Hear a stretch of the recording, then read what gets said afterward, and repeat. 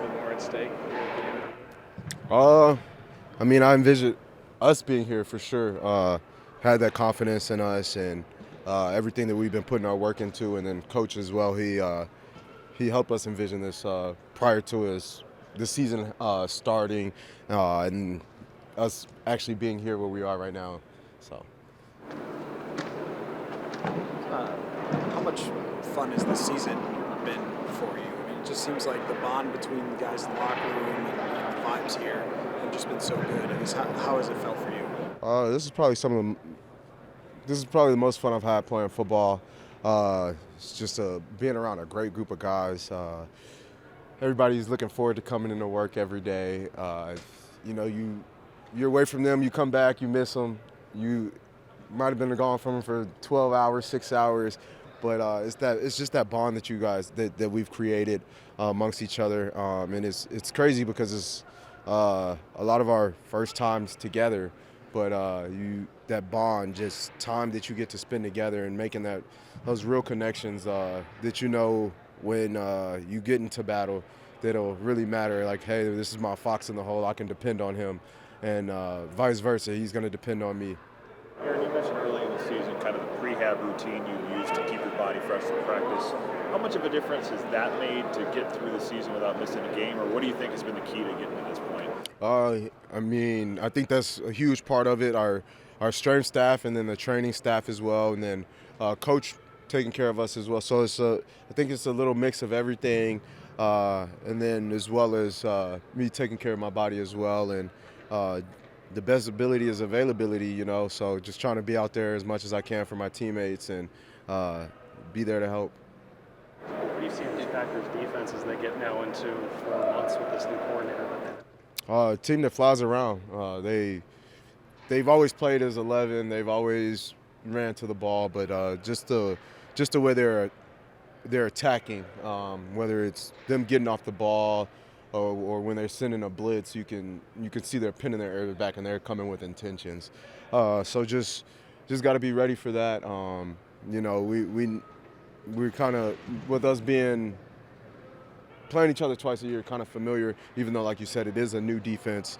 It is a new defense, but we've gone against them once, and having a season to kind of watch a little bit of film, pick up a few things here or there, but they're a good defense who really flies around, gets after it.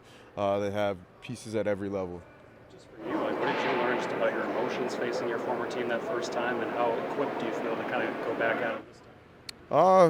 I'm not gonna get no bulletin board material, but I'm confident in myself.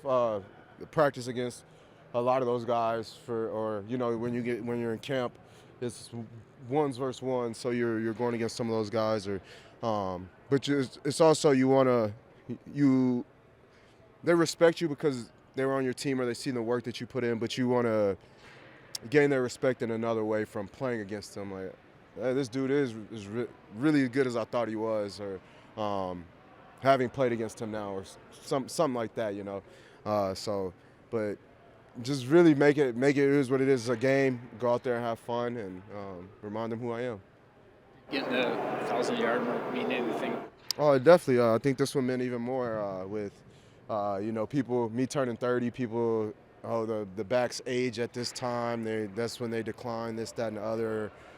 Whatever may have been said, but, with the help of my teammates, coaches, we were able to check that feat off the list, if you say. But this, I feel like it's a standard for every back. When you in the league, you wanna top that 1,000-yard mark. Even in college, you want to top that 1,000-yard mark, and it's a great milestone to hit. But like I said, I wouldn't be able to do it without these guys, and it does mean a little bit more.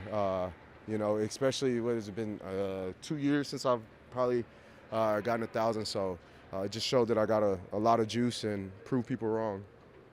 Aaron, I know this is on the other side of the ball, but just curious if you have perspective on it. Coach Flo was talking this week about Theo and about how, it could be easy for him to be frustrated because he had a really great camp and off season, but that room is so deep. He hasn't played a ton on defense, but obviously, like, team guy, stayed ready and then was able to step in against Seattle. Just from, whether it's going against him in practice or just being in the locker room, what have you kind of seen from Theo as far as a teammate and just staying ready for when he's called? Theo is a pro's pro, and it's not a coincidence that happened.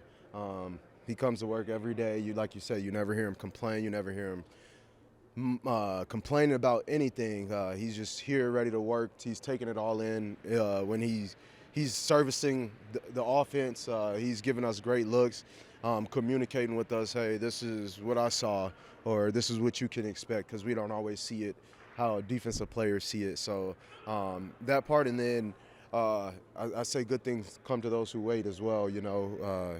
When you're going about it the right way, when your opportunity presents itself, and you're ready, I feel like good things do happen, and that's a test of the work that he's put in all summer. Well, OTAs to camp, and then once he finally got his opportunity, we know everybody in here in this facility was confident with him being out there, but finally got his opportunity and made the most of it.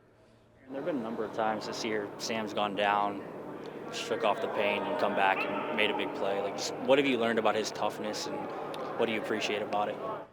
You can't measure Sammy D's toughness. I don't think there's a measuring stick or anything like that for that.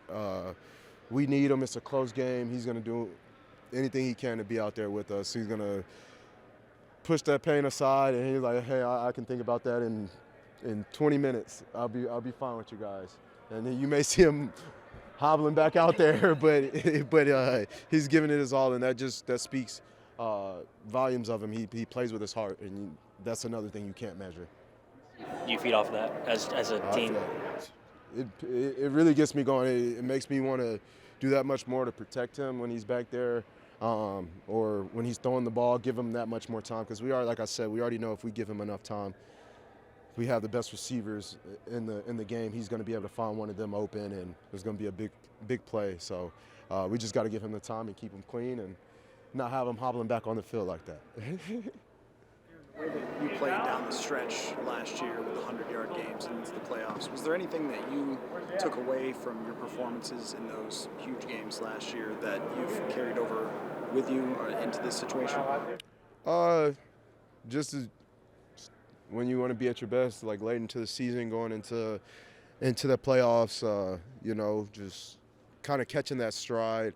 If I say I took anything from it, is just kind of never too high, never too low. You have a good game, you can't be through the roof. You got to stay content, because next week it could be the complete opposite, and you don't want to get too low if it's the complete opposite either. So just staying even kill, knowing that this is what God put me here to do, is to run the ball, and 100 yards. I feel like I should be able to get that every game, but sometimes that doesn't happen. But so just kind of stacking it and being humble about it, I guess.